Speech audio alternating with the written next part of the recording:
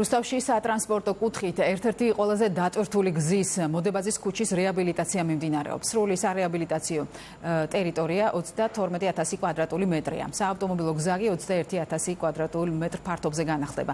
განსაზღვრული ასფალტის სამფენიანი საფარის მოწყობა. პროექტის დასრულების შემდეგ ამ ტერიტორიაზე 3 ახლად რეაბილიტირებული ქუჩა დაუკავშირდება ერთმანეთს.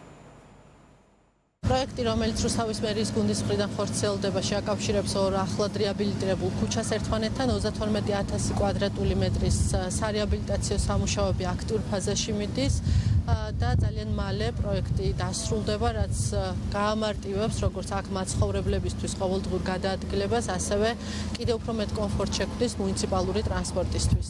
ინფრასტრუქტურა და კომუნიკაციები იყო დაზიანებული, უხვინალექის დროს დგებოდა წყალი, რაც მოსახლეობას ხელს უშლიდა გადაადგილებაში და საფრთხის შემცველიც იყო. პროექტის ფარგლებში მოეწყო სანიაღვრეჭები, ტროტუარები, ველობილიკები.